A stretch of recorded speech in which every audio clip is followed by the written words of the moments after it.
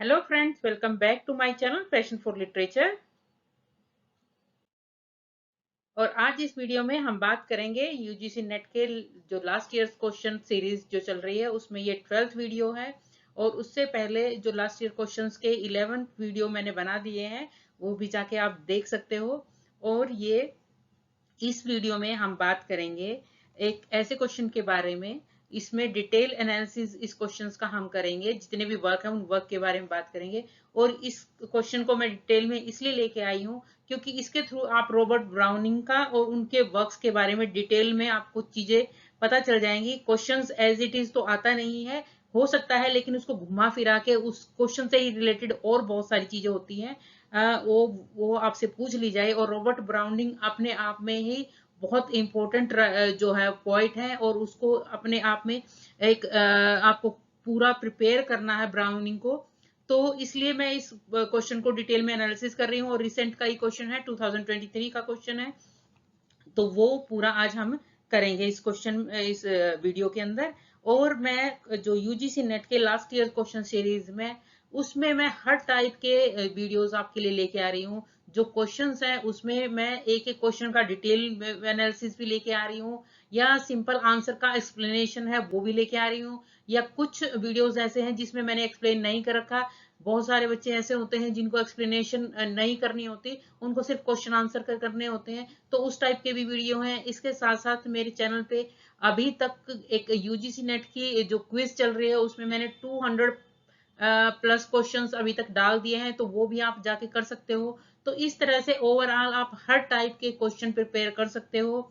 और ये जो लास्ट ईयर क्वेश्चन जो मैं लेके आ रही हूँ उसके थ्रू आपकी जो जितनी भी आपकी यूनिट्स है वो सारी की सारी कवर हो जाएगी। क्योंकि ये सीधी सीधी बात है कि ये यूजीसी नेट का ही सिलेबस है, उसी ने अपने पैटर्न, उसी के पैटर्न को यूनिट्स को लेके क्वेश्चंस बनाए हुए हैं। तो इन क्वेश्चंस को करने से आपको आप अपने आप में ही जो है यूजीसी नेट की सारी यूनिट्स जो दी गई हैं वो आप प्रिपेयर कर पाते हैं।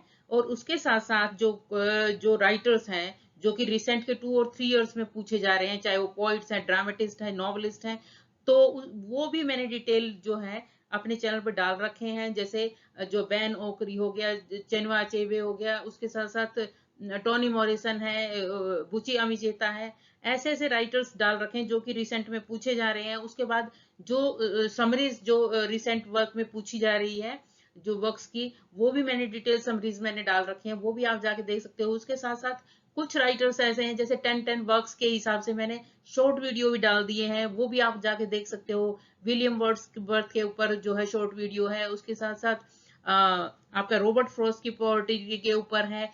चौसर है, चौसर के जैसे 3 पीरियड्स हैं उनकी लाइफ के, जो इन्होंने जिस पीरियड में, उनका इंग्लिश पीरियड है उसमें कौन से वर्क लिखे, इटालियन पीरियड कौन सा उसमें कौन से वर्क हैं, उसके बाद फ्रेंच पीरियड रहा, उस फ्रेंच पीरियड में उन्होंने कौन से वर्क लिखे। तो इस टाइप से उसके बाद मैंने थिएटर पे एक वीडियो बना रखा है कि जो ग्लोब थिएटर है उसके इंपॉर्टेंट पॉइंट्स है वो मैंने बना रखे हैं। उसके साथ साथ थिएटर ऑफ एब्सर्ड क्या है, उसके कौन कौन से वर्क्स जो हैं वो थिएटर ऑफ एब्सर्ड में आते हैं। तो वो सिर्फ 1 मिनट का वीडियो है। आप ये सोच के देखिए कि अगर उस 1 मिनट के वीडियो में से अगर आपका एक क्वेश्चन निकल के आ जाता है तो आपके 2 नंबर पक्के हो जाते हैं। तो मैं आपको बोलूंगी कि आप वो शॉर्ट वीडियो जरूर देखिएगा, क्योंकि मैंने बहुत इंपॉर्टेंट जो है वो उन्हीं पे शॉर्ट वीडियो मैंने बना रखे हैं। तो ओवरऑल मेरा ये है कि जो पिछले लास्ट ईयर्स के जो पेपर हैं उनको मैंने अच्छे से स्टडी किया है, और तब उनको मैं स्टडी करके आपके लिए लेके आई हूँ क्वेश्चंस, ताकि आपका हर तरीके से सारी यूनिट्स भी कवर हो जाए आपकी, प्लस आपको क्वेश्चंस ज्यादा से ज्यादा इन वीडियोस में से मिल जाए, जो आपके लिए काफी हेल्पफुल रहेगा यूजीसी नेट को क्लियर करने के लिए। तो शुरू करते हैं आज का क्वेश्चन। क्वेश्चन आपसे पूछा गया था, which of the following works of Browning are pure dramas. आपको ये बताना है कि इनमें से जो ऑप्शंस हैं उनमें से कौन सा ब्राउनिंग का जो है वो प्योर ड्रामा है। प्योर ड्रामा का यानी जो इनमें वर्ड्स नहीं होना चाहिए, तो ये प्योर ड्रामा होने चाहिए, ये आपको बताना था। और इसके ऑप्शंस थे, A Stratford, B the last ride together, C upload in the स्कचन, D Pippa Passes, E Porphyria's lover. ये ऑप्शंस थे, और इसका करेक्ट कॉम्बिनेशन आपको बताना था कि कौन कौन से प्योर ड्रामा हैं। Option 1 A and C, second B and E, third C and D, four B and C।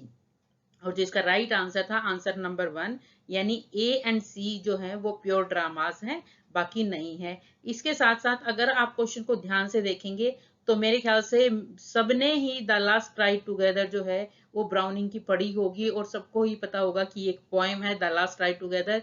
तो अगर आप ऑप्शंस देखते हैं तो ऑप्शन बी जो है ये आंसर नंबर 2, ऑप्शन नंबर 2 में है। तो आप अपने आप देख सकते हैं कि ऑप्शन नंबर बी नहीं हो सकता और ऑप्शन नंबर 4 नहीं हो सकता, क्योंकि दोनों में द लास्ट राइड टुगेदर है। तो ये तो आंसर हो ही नहीं सकता। इसके बाद 2 ऑप्शंस बचते हैं आपके और उनमें से आपको देखना है था। तो ये आंसर आपका 1 था। ए एंड सी जो है वो है प्योर ड्रामा। तो अब इसको डिटेल में करते हैं इस क्वेश्चन को।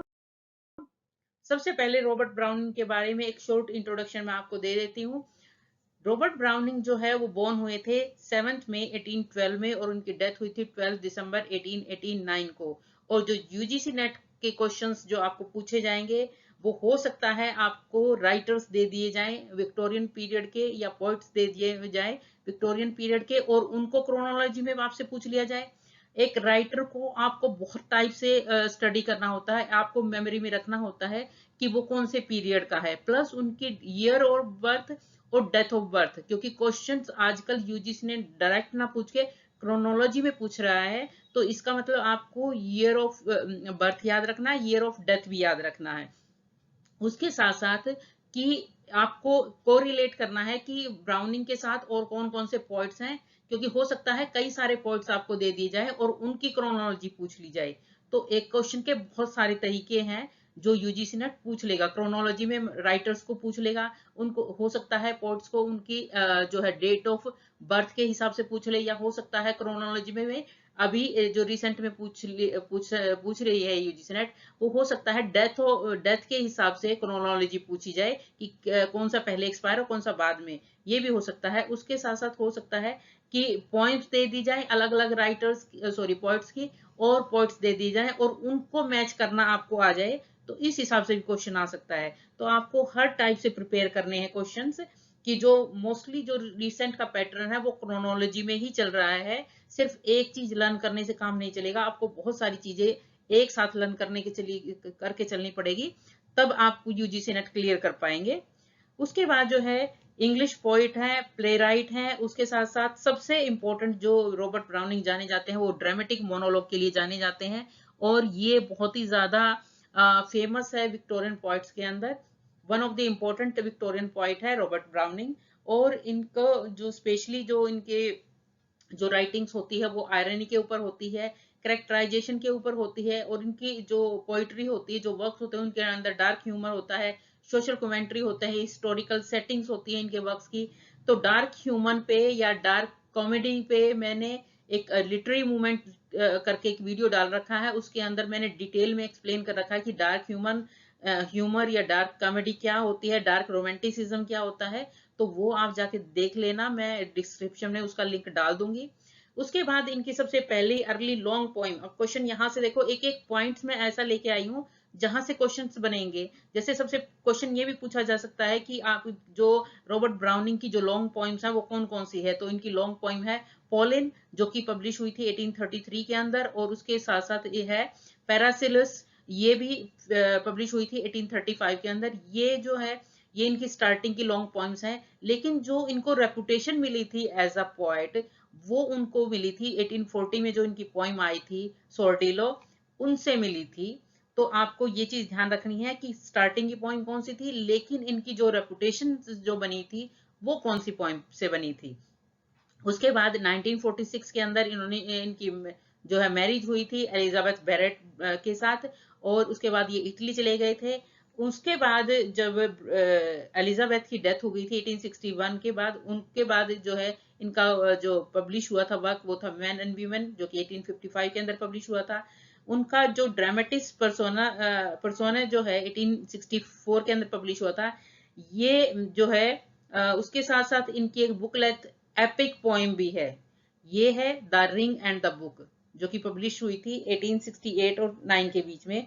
और ये इसने इनको एज ए लीडिंग पोइट जो है वो बना दिया था, जो इनकी बुक लेंथ एपिक पोइम थी, आपको ध्यान रखना है, क्वेश्चन पूछा जा सकता है इनकी एपिक पोइम कौन सी थी, तो इनकी एपिक पोइम थी the ring and the book, और उनकी डेथ हुई थी 1889 के अंदर।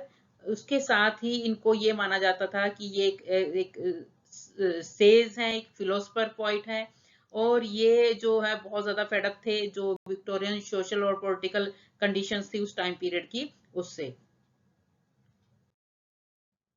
तो अब जो ऑप्शंस थे उसमें बात करते हैं स्ट्रैटफोर्ड। स्ट्रैटफोर्ड जो है एक 1837 का हिस्टोरिकल ट्रेजेडी है ये, और ये लिखी है, सीधी सी बात है, रॉबर्ट ब्राउनिंग ने इसको राइट किया है।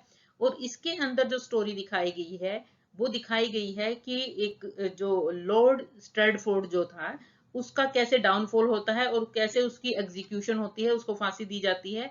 ये कौन था? लॉर्ड स्ट्रैटफोर्ड जो थे वो एडवाइजर थे चार्ल्स फर्स्ट के, और ये सबसे बात है, ये इंग्लिश सिविल वार से पहले की बात है कि कैसे लॉर्ड स्ट्रैटफोर्ड को जो है वो एग्जीक्यूट किया गया था, उसके बारे में ये हिस्टोरिकल ट्रेजेडी है बेसिकली।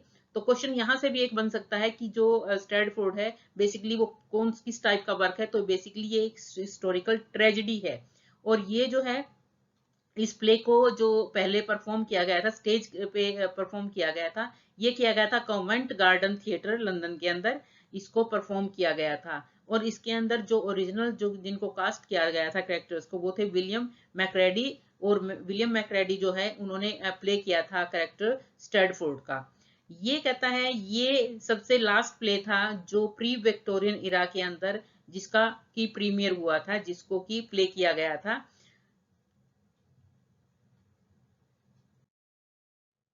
उसके बाद सेकंड नंबर पे था the last try together. Last try together हम में से सबने ही पढ़ रखी होगी अपने स्कूल टाइम में या कॉलेज टाइम पे। तो लास्ट ट्राई जो है रॉबर्ट ब्राउनिंग की पोइम है, और ये पब्लिश हुई थी, ध्यान रखना पब्लिश कहाँ हुई थी और किस कलेक्शन में पब्लिश हुई थी। तो पब्लिश हुई थी 1855 के अंदर, और कलेक्शन मैन एंड वीमेन है इसका। तो एक ही राइटर को अगर आप कर रहे हो तो उस पे वैरायटी से क्वेश्चन पूछ लिया जाएगा आपसे। तो ये क्वेश्चन यहाँ से बनेगा कि जो ये लास्ट लाइफ टुगेदर है ये पब्लिश हुआ था 1855 के अंदर, और ये आया था मैन एंड वीमेन जो कलेक्शन है उसके अंदर ये पब्लिश हुआ था।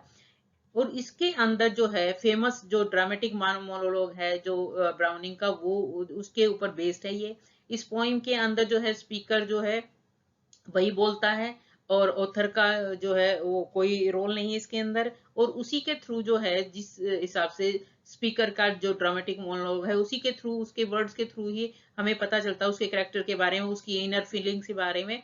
और ये जो है जब ये पोइम लिखी थी रॉबर्ट ब्राउनिंग ने, ये उनकी लाइफ का सबसे हैप्पीएस्ट टाइम था, क्योंकि उस टाइम पे उनकी शादी हुई थी एलिजाबेथ के साथ, एलिजाबेथ ब्राउनिंग के साथ उनकी शादी हुई थी। और उसके बाद इसमें उन्होंने दिखाया है कि जो उनकी थॉट्स है, सॉरी, इस पोइम के अंदर दिखाया गया है कि एक लवर है और उसकी क्या फीलिंग्स है अपनी फीमेल के लिए, जबकि उसको ये पता है कि वो लास्ट टाइम ही उससे मिल रहा है, उसके बाद उनको अलग होना है।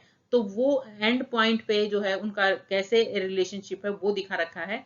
और इसके थ्रू जो है जो मेन कैरेक्टर है उसके जो होप्स हैं, उसका जो उसकी इनर जो थॉट्स है वो सारा का सारा इसके अंदर दिखा रखा है इस पोएम के अंदर। लास्ट ट्राई टुगेदर जो है एक लव लिरिक है, लव के ट्रायंगल से, और एक लवर के पर्सपेक्टिव से इसको दिखाया गया है कि कैसे सोचता है जब उसको ये पता होता है कि ये लास्ट टाइम है जब वो अपनी बिलआउट से मिल रहा है। तो उसके अंदर ये टोटली 10 स्टेंजा पोएम है। इसके अंदर स्टेंजा के अंदर जो ईच स्टेंजा के अंदर 11 लाइंस है, और इसकी जो राइमिंग स्कीम है वो है A B B C D D E E C. तो ये इसकी राइमिंग स्कीम है, और बेसिकली ये कोई ज्यादा फेमस राइमिंग स्कीम नहीं है, बस जो ब्राउनिंग है, ब्राउनिंग को अपनी जो लाइंस है उसको उनकी राइमिंग करनी थी, तो इसलिए ये राइमिंग स्कीम उन्होंने ली है। तो ये थी द लास्ट ट्राई टुगेदर। तो ये ऑप्शन नहीं था, ये एक पोइम थी। उसके बाद नेक्स्ट ऑप्शन था अपलोड इन दिस स्केचन। ये एक ट्रेजेडी है और ब्लैंक वर्स ट्रेजेडी है, ये रॉबर्ट ब्राउनिंग की जो पब्लिश हुई थी 1843 के अंदर। अब आप ये देखिए कि अगर ये वर्क मैं आपको करा रही हूं तो इसके साथ साथ आप ये देखिए कि ये पब्लिश कब हुए थे। हो सकता है कि नेक्स्ट टाइम आपसे क्वेश्चन पूछा जाए तो पब्लिशिंग के हिसाब से क्रोनोलॉजी लगानी आपको आ जाए तो आपको ध्यान रखना है कि कौन सा वर्क कौन से ईयर में पब्लिश हो रहा है। उसके बाद ये जो पब्लिश हुआ था वो 1843 के अंदर 5th नंबर पे आया था। और जो मेन इसका जो जहां जिस वर्क के अंदर ये पब्लिश हुआ था वो है बेल्स एंड पोमीग्रेनेट्स। ये बहुत ही इंपॉर्टेंट जो है वो वर्क है इसका, बेल्स एंड पोमीग्रेनेट्स। और उनके इसके अंदर इस बुक के अंदर बहुत सारी एक सीरीज है ये, और इसके अंदर बहुत सारे वर्क्स आए हैं। तो ये जो जो वर्क जो ट्रेजेडी जो आई थी पब्लिश हुई थी ये इसी के अंदर पब्लिश हुई थी, 5th नंबर पे पब्लिश हुई थी ये। और इसके अंदर जो स्टोरी है वो स्टोरी है मिल्ड्रेड ट्रेसम की जो स्टोरी है ये दिखाई गई है। ये एक लड़की है और जो थोरोल्ड थोरोल्ड जो है वो सेड्यूस करता है मिल्ड्रेड को, और उसके ब्रदर को इस बात का पता नहीं है, और इस बात को छुपाने के लिए थोरोल्ड जो है वो उसके भाई से परमिशन मांगता है शादी करने के लिए, और उसके भाई को पता नहीं होता कि ऑलरेडी उसने मेरी सिस्टर को शेड्यूल कर रखा है। तो वो शादी के लिए तुरंत हाँ कर देता है। तो उसी के बेस पे ये सारी स्टोरी चलती है, और लास्ट में क्या होता है नहीं होता। तो बेसिकली एक ट्रेजेडी है और उसके ऊपर ये सारी स्टोरी बेस है। उसके बाद ये कहता है कि ब्राउनिंग का जो ड्रामेटिक पीरियड था वो इस टाइम पे बहुत ज्यादा जो है वो बढ़ गया था। और जो है उसके टाइम टाइम में ये कहता है इसके टाइम पीरियड में 1935 के बाद जो है ऑलमोस्ट इन्होंने टोटल जो है 9 प्लेस लिखे थे। हालांकि कोई भी प्लेस जो था उस टाइम पीरियड पे ये स्टेज के लिए इन्होंने नहीं लिखा था। उसके साथ साथ ये क्या कहता है कि जो इनका जो वर्क है पैरालिसिस, ये वर्क जो था वो कन्वर्सेशनल ड्रामा था, यानी डिस्कस करने के लिए था, बातचीत के लिए ड्रामा था, और ये स्टेज के लिए नहीं था। उसके साथ साथ पेपा पासिस जो है वो भी जो है ये माना जाता है एक टाइप से पोइम है जो कि रीड करनी है, तो वो भी स्टेज के लिए नहीं था। उनकी जो जो हिस्टोरिकल ट्रेजेडी है वो स्ट्रेटफोर्ड की जो अभी हमने करी है उसके साथ वो परफॉर्म किया गया था। उसके साथ साथ किंग विक्टर और king Charles the return of the Druses, Columbus birthday, a soul's tragedy and Luria, ये जो थे बहुत ही एक टाइप से बहुत ज्यादा इंटरेस्टिंग थे, लेकिन ये स्टेज पे बहुत ज्यादा सक्सेसफुल नहीं हुए। तो आपको इन वर्क्स का भी ध्यान रखना है कि कौन कौन से वर्क्स हैं और कौन से रीड करने के लिए थे और कौन से परफॉर्म करने के लिए थे। उसके बाद नेक्स्ट जो ऑप्शन था वो था पेपा पासिस। ये एक वर्स ड्रामा था रॉबर्ट ब्राउनिंग का, और ये पब्लिश हुआ था 1841 के अंदर, और ये भी पब्लिश हुआ था बेल्स एंड पोमीग्रेनेट सीरीज के अंदर। और इसके साथ साथ शुरू में इन्होंने जो है लो प्राइस पे 6 पॉइंट्स ऑफ 1849 के अंदर जो है इस वर्क को दोबारा पब्लिश किया था, और बाद में इसको जो है क्रिटिकल अटेंशन मिली थी। और बहुत ही इंपॉर्टेंट लाइन है जो कि यूजीसी नेट पूछता है कि ये लाइंस जो है कौन सी पोइम के अंदर आई है, God's in this heaven, in his heaven all rights with the world. तो ये बहुत इंपॉर्टेंट लाइन है, आपको लाइन याद रखनी है। तो सीधा डायरेक्ट क्वेश्चन पूछा जा सकता है आपको कि ये कौन से पोइम की लाइनें हैं। तो ये पेपा पासिस की लाइनें हैं। और इस इस जो पोइम के अंदर एक लड़की है एसोलो। एसोलो जो है वो एक यंग गर्ल है, और वो जहां से भी गुजरती है वो गाती रहती है, और जहां से भी गाती है वो जिस टाइप के लोगों को देखती है उन्हीं को डिस्क्राइब करती जाती है अपने गाने के थ्रू। तो ये बेसिकली पोइम है, और इस जो पोइम को इंक्लूड किया गया है नर्सरी राइम में बच्चों के लिए। उसके बाद नेक्स्ट ऑप्शन था पोर्फिरियाज लवर्स। ये एक पोइम है रॉबर्ट ब्राउनिंग की, और जो पब्लिश हुई थी स्टार्टिंग में। पोर्फिरिया जो है 1836 में पब्लिश हुई थी ये, और ये पब्लिश हुई थी मंथली जो इशू था रेस्पोरेटरी का, रेस्पोजिटरी, इसमें पब्लिश हुआ था। और ये एक मंथली मैगजीन थी, ब्रिटिश मंथली मैगजीन थी जिसके अंदर ये पब्लिश हुआ था। तो बाद में इसको रीपब्लिश किया गया ड्रामेटिक लिरिक में।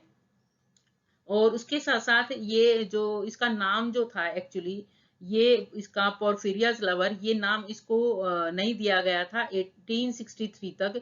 बाद में नाम इसका डिसाइड किया गया और बाद में इसको पब्लिश किया गया। पोर्फिरिया लवर जो है वो एक शॉर्ट ड्रामेटिक मोनोलॉग है, और इसके अंदर बताया गया है एबनॉर्मल साइकोलॉजी जो है वो दिखाई गई है कि कैसे जो मेन कैरेक्टर है उसकी जो साइकोलॉजी है वो नॉर्मल नहीं है, अब नॉर्मल में है, वो दिखाया गया है। और उसके अंदर क्या दिखाया गया है कि एक लवर है, वो जो है अपने इमोशंस को कंट्रोल नहीं करता और किसी तरह से जो है अपनी लवर को मार देता है। और बाद में सारी रात उसके जो कॉप्स होता है उसके साथ यानी डेड बॉडी जो होती है उसके साथ स्पेंड करता है। और वो ये दिखाने की कोशिश, वो अब उससे इतना प्यार करता है जितना वो जब जीवित थी तब भी नहीं करता था। तो बेसिकली ये जो एक एबनॉर्मल सिचुएशन है, जो साइकोलॉजी है, वो इसके अंदर शो कर रखी है पोर्फिरियस लवर के अंदर। तो ये थे ब्राउनिंग और उनसे रिलेटेड ड्रामास और पॉइंट्स। आई होप स्टूडेंट्स ये काफी हेल्पफुल रहेगी आपके यूजीसी नेट की प्रिपरेशन के लिए। Please do like share and subscribe my channel passion for literature. Thank you.